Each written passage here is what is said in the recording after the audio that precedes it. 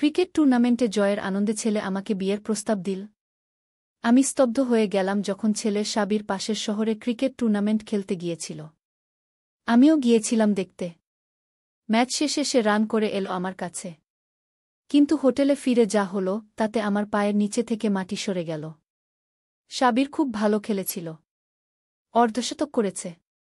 আমি গর্বিত মায়ের মতো স্টেডিয়ামে দাঁড়িয়ে হাততালি দিচ্ছিলাম। ম্যাচ শেষে সে সোজা দৌড়ে এলো আমার কাছে। মা, দেখলে? আমি অর্ধশতক করেছি, সাবির উত্তেজিত কণ্ঠে বলল। আমি পানির বোতল দিলাম। সে গ্রীষ্মের তাপে ঘেমে ভিজে গিয়েছিল। সবাই হাততালি দিচ্ছিল তার চারপাশে। ফটোগ্রাফাররা ছবি তুলছিল। হঠাৎ সাবির আমাকে জড়িয়ে ধরল সবার সামনে। চারিদিকে ক্যামেরার ফ্ল্যাশ। আমি একটু অবাক হলেও লজ্জিত হইনি। একজন মা হিসেবে আমার ছেলের এই সাফল্যে আমিও অংশীদার। ম্যাচ শেষে আমরা হোটেলে ফিরলাম। সাবির এখনও উত্তেজিত। মা, তুমি আমার জন্য খুব ভাগ্যের প্রতীক, সে হাসি মুখে বলল। যখনই তুমি আমার ম্যাচ দেখতে আসো আমি জিতে যাই গু। আমি হাসলাম। এসব ছেলেদের ছোট্ট কুসংস্কার। মা, সাবির হঠাৎ গম্ভীর হয়ে গেল। আজ সবার সামনে তোমাকে জড়িয়ে ধরার অনুভূতি অসাধারণ ছিল। আমারও, আমি বললাম। আমি গর্বিত তোমাকে নিয়ে গি। মা, আমি তোমাকে ভালোবাসি, সে হঠাৎ বলে উঠল। আমিও তোমাকে ভালোবাসি বাবা, আমি হাসি মুখে বললাম। না মা, সাবির মাথা নাড়ল। শুধু মা হিসেবে নয়, আমি তোমাকে আমার জীবনসঙ্গিনী হিসেবে ভালোবাসি গু। আমার মুখের হাসি মিলিয়ে গেল। সাবির কি বলছে? বিয়ে করো আমাকে। সাবির আমার হাত ধরে নিল। ক্রিকেট ব্যাটটা পাশের টেবিলে রাখা ছিল। আমি স্থির দৃষ্টিতে সেদিকে তাকিয়ে রইলাম। আমার চোখ ঝাপসা হয়ে আসছে, কান ভনভন করছে। সাবির কি আমাকে বিয়ের প্রস্তাব দিচ্ছে? সাবির, আমি হাত ছাড়িয়ে নিলাম। কি বলছো তুমি? আমি তোমাকে ভালোবাসি মা। সাবির আবার আমার হাত ধরার চেষ্টা করল। আজ সবার সামনে তোমাকে জড়িয়ে ধরে আমি অন্য অনুভূতি পেয়েছি। আমার মনে হয়েছে তুমি আমার স্ত্রী, আমার জীবনসঙ্গী গো। আমি আতঙ্কে দেখলাম সাবিরের চোখে লালসার আগুন জ্বলছে। যে চোখগুলো আমি ছোটবেলা থেকে জানি সেগুলো এখন অপরিচিত। একদম চুপ, আমি প্রায় চেঁচিয়ে উঠলাম। আর একটি কথাও না। মা, সাবির আবারও চেষ্টা করল। আমি জানি এটা তোমার কাছে আশ্চর্যজনক শোনাচ্ছে। কিন্তু আমি দীর্ঘদিন ধরে এই অনুভূতি নিয়ে লড়াই করছি। আমি আর লুকাতে পারছি না গি। এটা বিকৃত সাবির, আমি কান্নায় ভেঙে পড়লাম। তুমি আমার সন্তান, আমি তোমাকে জন্ম দিয়েছি। আমি জানি মা। সাবির আমার দিকে আরও এগিয়ে এলো। কিন্তু আমি তোমাকে শুধু মা হিসেবে দেখি না। আমি তোমাকে দেখি একজন নারী হিসেবে যাকে আমি পেতে চাই। এই গল্পটি সম্পূর্ণ শুনলে আপনাদের পানি অটোমেটিক বের হয়ে যাবে, সো যত দ্রুত সম্ভব হাতের কাছে টিস্যু নিয়ে বসে পড়ো। বিছানার চাদর যেন নষ্ট না হয় সেটা সম্পূর্ণ খেয়াল রাখার অনুরোধ জানিয়ে গল্পটি এখন শুরু করব। তার আগে সর্বশেষ অনুরোধ, দয়া করে এমন পানি বের করার গল্প নিয়মিত শুনতে আমাদের চ্যানেলটি সকলেই সাবস্ক্রাইব করুন। ধন্যবাদ। হ্যালো বন্ধুরা, আমার নাম অঞ্জলি সেন। আমার বয়স ৪২ বছর। আমার স্বামীর নাম দেবাশিস সেন, বয়স ৪৫ বছর। আমাদের ২ সন্তান, তন্ময় আর মিতালি। তন্ময় ১৯ বছর বয়সী, কলেজে পড়ে। মিতালি ১২ বছর বয়সী, স্কুলে যায়। আজ আমি তোমাদের একটি অবিশ্বাস্য ঘটনার কথা বলবো। এমন একটি ঘটনা যা আমার জীবনকে চিরতরে বদলে দিয়েছে। প্রথমে মনে হবে এটা একটি পারিবারিক সমস্যার গল্প, কিন্তু আসলে এটি এক অজানা রহস্যের দিকে আমাদের নিয়ে যাবে। গত বছরের কথা। তন্ময় কলেজে ভর্তি হয়েছে। সেদিন সকালে আমি রান্নাঘরে ব্যস্ত ছিলাম। হঠাৎ তন্ময়ের ঘর থেকে একটা অদ্ভুত শব্দ শুনতে পেলাম। মনে হলো কেউ যেন কথা বলছে, কিন্তু তন্ময় একা ঘরে। আমি চুপচাপ তার ঘরের দরজার কাছে গেলাম। আমি বুঝতে পারছি না কিভাবে এটা সম্ভব। তন্ময়ের কণ্ঠস্বর কাঁপছিল।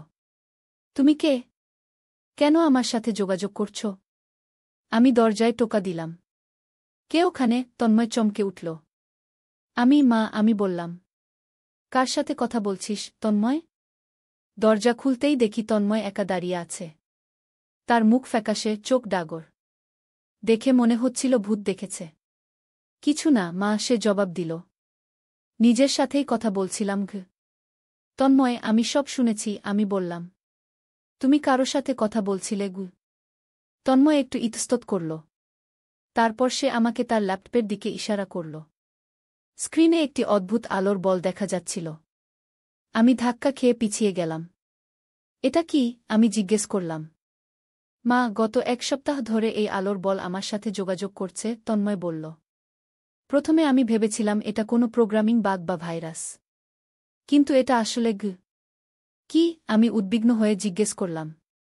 এটা বলছে যে আমাদের বাড়ির নিচে কিছু আছে, তন্ময় ধীরে ধীরে বলল। একটা অন্য জগতের প্রবেশদ্বার। আমি হেসে ফেললাম। তন্ময়, তুমি বেশি সায়েন্স ফিকশন দেখছ। কিন্তু তন্ময় গম্ভীর থাকল।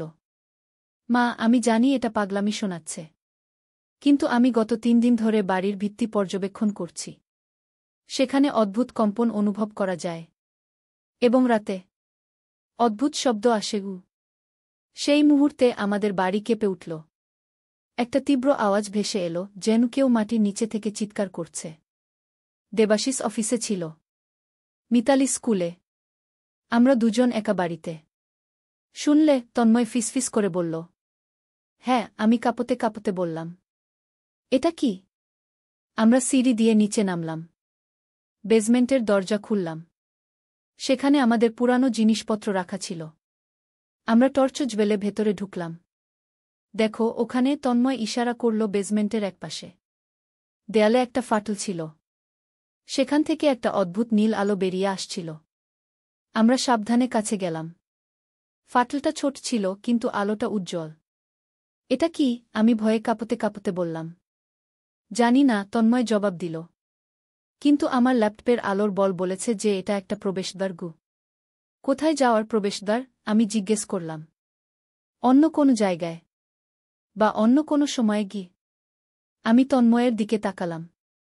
তার চোখে ভয় নয়, কৌতূহল দেখলাম। তন্ময়, আমরা এটা নিয়ে তোর বাবাকে বলবো, আমি দৃঢ়ভাবে বললাম। না মা, তন্ময় মাথা নাড়ল। বাবা বিশ্বাস করবে না। সে ভাববে এটা কোনো গ্যাস লিক বা ইলেকট্রিক্যাল সমস্যা। কিন্তু এটা তা নয়। তাহলে কি করতে চাস? আমি জিজ্ঞেস করলাম। আমি এটা পরীক্ষা করতে চাই, তন্ময় বলল। দেখতে চাই এটা আসলে কি। আমি তাকে ধমক দিলাম। পাগল হয়েছিস? অজানা কিছুর মধ্যে ঢোকা? না, আমরা এক্ষুনি বাইরে যাচ্ছি এবং পেশাদার কাউকে ডাকছি। কিন্তু যেই মুহূর্তে আমরা ফিরতে যাব, তেমনি ফাটল থেকে আলো আরও তীব্র হয়ে উঠল। একটা শোষণ অনুভব করলাম। মনে হলো কেউ যেন আমাদের টানছে। আমি তন্ময়ের হাত ধরলাম। কিন্তু খুব দেরি হয়ে গিয়েছিল। আমরা দুজনেই আলোর মধ্যে ঢুকে গেলাম। চোখ খুলতেই দেখি আমরা একটা অদ্ভুত জায়গায় এসে পড়েছি। চারদিকে ঘন জঙ্গল। উঁচু গাছপালা। আকাশে 2টো চাঁদ। হ্যাঁ, 2টো চাঁদ। আমরা কোথায়? আমি হ্যাচকা টানে উঠে বসলাম। জানি না, তন্ময় চারদিকে তাকিয়ে বলল। কিন্তু এটা নিশ্চিত আমাদের পৃথিবী নয়। আমরা ধীরে ধীরে উঠে দাঁড়ালাম। আমাদের পোশাক এখনও একই ছিল। আমাদের ফোন ছিল পকেটে, কিন্তু কোনো সিগন্যাল ছিল না। সূর্য ছিল, কিন্তু তার রং ছিল লাল। আকাশ ছিল বেগুনি। আমরা অন্য গ্রহে এসেছি, আমি বিটবিট করে বললাম। বা অন্য ডাইমেনশনে, তন্ময় বলল। ল্যাপটপের আলোর বল ঠিকই বলেছিল। এখন কি করব? আমি জিজ্ঞেস করলাম। প্রথমে আমাদের জানতে হবে এখানে কিছু বিপদ আছে কিনা, তন্ময় বলল। তারপর আমাদের বুঝতে হবে কিভাবে ফিরে যাব। আমরা ধীরে ধীরে হাঁটতে শুরু করলাম। জঙ্গলে অদ্ভুত গাছপালা ছিল। কিছু গাছ থেকে আলো বের হচ্ছিল। কিছু গাছের পাতা ছিল নীল। মাটি ছিল লাল। দূরে একটা পাহাড় দেখা যাচ্ছিল। আমরা সেদিকেই হাঁটতে শুরু করলাম। হঠাৎ আমরা একটা শব্দ শুনতে পেলাম। কেউ যেন কান্না করছে। আমরা সাবধানে আওয়াজের দিকে এগোলাম। একটা ছোট গুহার ভেতর একটি ছোট মেয়ে বসে কাঁদছিল। তার চুল ছিল সবুজ। চোখ ছিল বড় বড়, গোলাকার। পোশাক ছিল অদ্ভুত, যেন বাকলের তৈরি। মেয়েটি আমাদের দেখে চমকে উঠল। সে ভয়ে চিৎকার করে উঠল। তারপর কিছু বলতে লাগল, যা আমরা বুঝতে পারলাম না। আমরা তোমার ক্ষতি করব না, আমি ধীরে ধীরে বললাম, হাত বাড়িয়ে।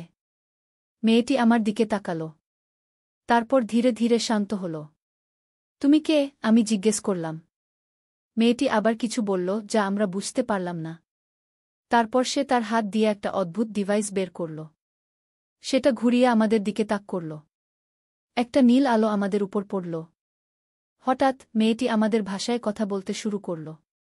তোমরা বিদেশী, সে বলল। তোমরা দ্বারের মাধ্যমে এসেছ? হ্যাঁ, তন্ময় বলল। আমাদের বাড়ির বেজমেন্টে একটা ফাটল ছিল গু। ফাটল? মেয়েটি মাথা নাড়ল। না, ওটা ফাটল নয়। ওটা হলো দ্বার। এক জগৎ থেকে অন্য জগতে যাওয়ার দ্বার। তুমি কে? আমি জিজ্ঞেস করলাম। আমার নাম লীলা, মেয়েটি বলল। আমি এই জগতের বাসিন্দা। আমাদের বলা হয় অরোরা। আমরা কোথায়? তন্ময় জিজ্ঞেস করল। এই জগতের নাম এলিসিয়া, লীলা বলল। তোমাদের জগৎ থেকে অনেক দূরে, অনেক ভিন্ন ডাইমেনশনে গি। আমরা কিভাবে ফিরে যাব? আমি ব্যাকুল হয়ে জিজ্ঞেস করলাম। লীলা মাথা নাড়ল। সহজ নয়। দ্বার যখন খোলে তখনই যেতে পারো। কিন্তু দ্বার খোলে তখনই যখন দুই জগতের সময় একই বিন্দুতে মিলিত হয়।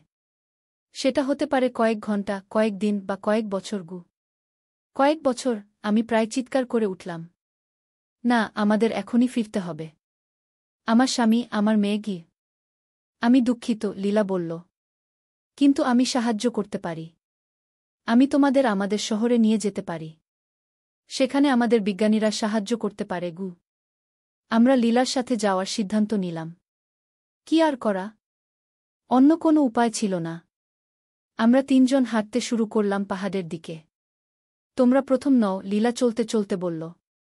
আগেও অনেকে এসেছে তোমাদের জগৎ থেকে। কিছু ফিরে গেছে। কিছু এখানেই থেকে গেছে গি। এখানে থেকে গেছে? তন্ময় অবাক হয়ে জিজ্ঞেস করল। কেন? কারণ তারা এখানে ভালো ছিল, লীলা হাসল। আমাদের জগৎ শান্তিপূর্ণ। আমরা যুদ্ধ করি না। আমরা প্রকৃতির সাথে হারমোনিতে বাস করি। আমাদের কাছে এমন প্রযুক্তি আছে যা তোমাদের জগতের মানুষ কল্পনাও করতে পারে না গি। পাহাড়ের কাছাকাছি আসতেই আমরা দেখতে পেলাম সেটা আসলে পাহাড় নয়। সেটা একটা বিশাল শহর। পাহাড়ের আকৃতিতে বানানো শহর। বাড়িগুলো ছিল গাছের মতো। তারা বড় হতো, শাখা প্রশাখা বের করত। প্রতিটি বাড়ি আলোকিত ছিল।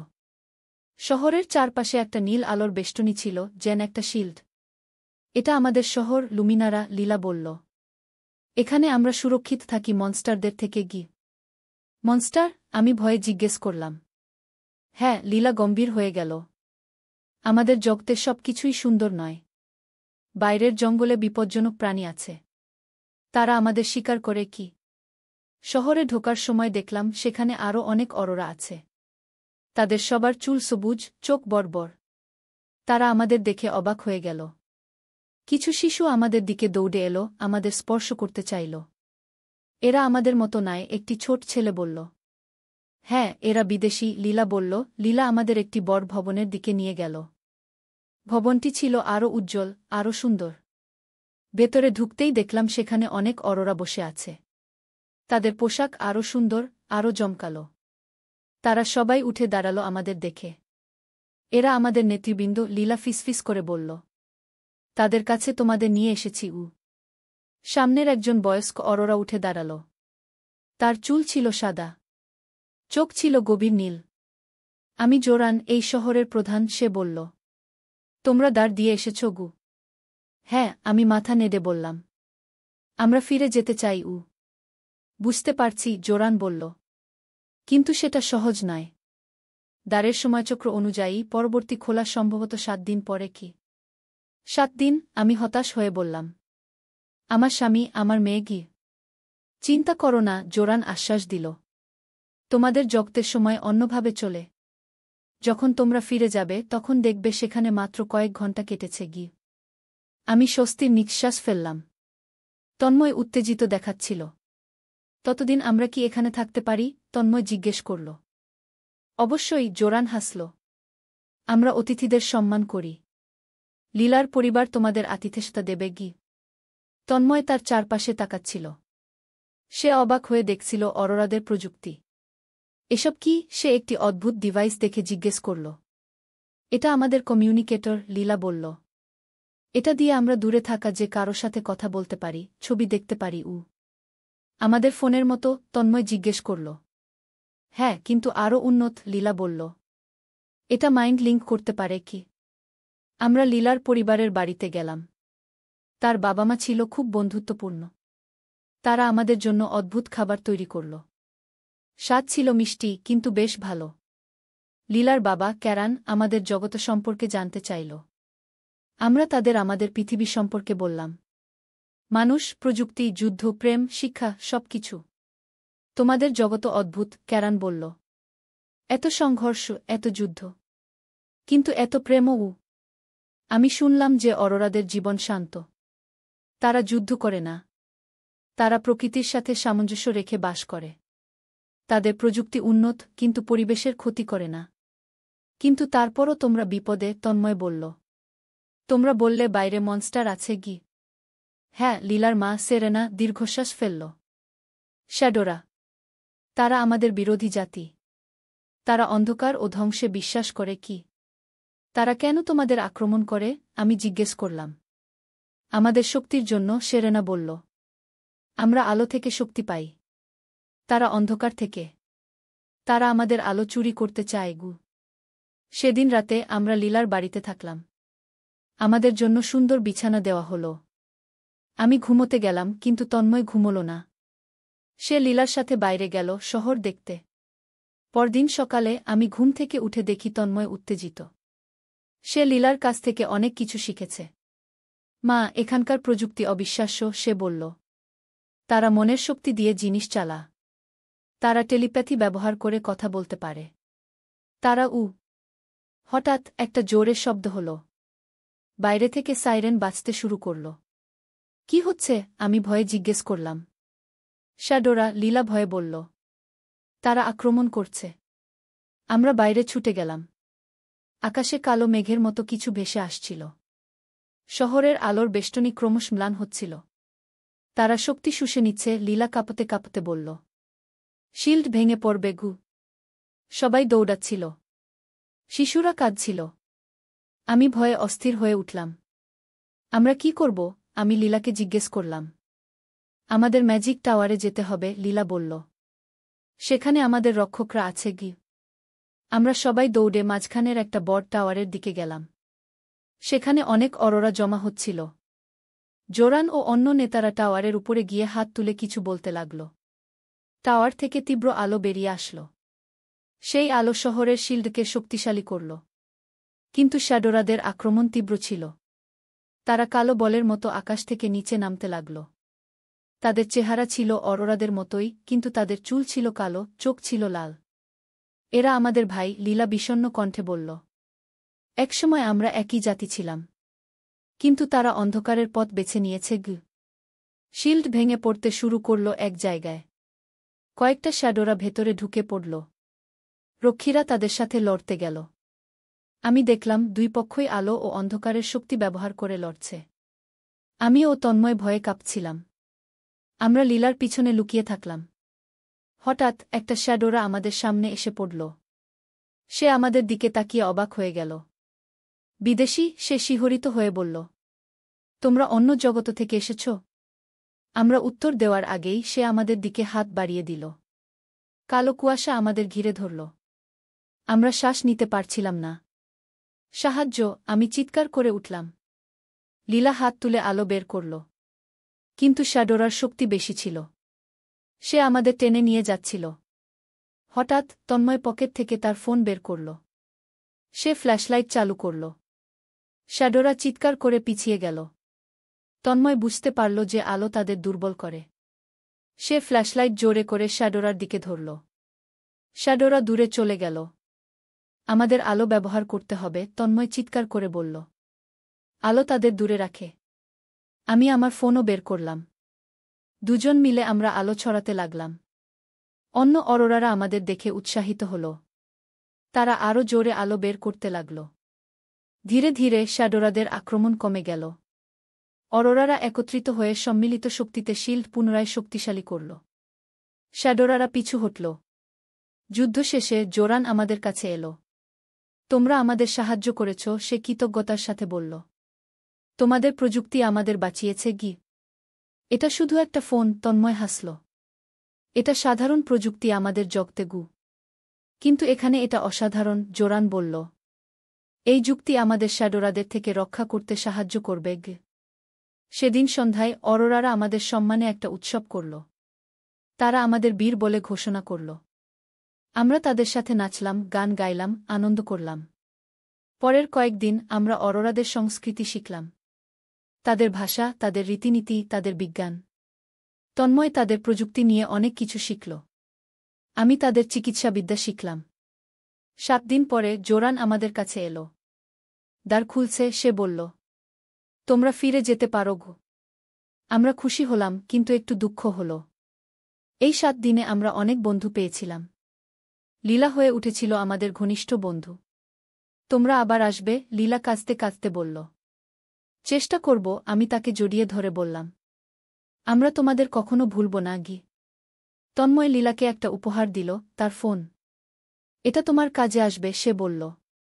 শ্যাডোরাদের থেকে রক্ষা পেতে গু। জোরান আমাদের একটা ক্রিস্টাল দিল।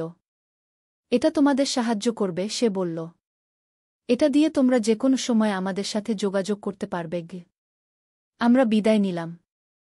দ্বারের কাছে গেলাম। এবার সেটা আরেকটি গুহার ভেতর ছিল। একই রকম নীল আলো দেখা যাচ্ছিল। এটা সময়মতো খুলেছে, জোরান বলল। তোমরা এখনই ফিরে যাও। আমরা লীলাকে একবার জড়িয়ে ধরলাম। তারপর দ্বারের মধ্যে প্রবেশ করলাম। চোখ খুলতেই দেখি আমরা আবার আমাদের বেজমেন্টে। ফাটলটা এখন সাধারণ দেয়ালের অংশ। আমার হাতে এখনও ক্রিস্টালটা ছিল। এটাই প্রমাণ যে আমরা সত্যিই অন্য জগতে গিয়েছিলাম। আমরা উপরে উঠে গেলাম। ঘড়ি দেখলাম।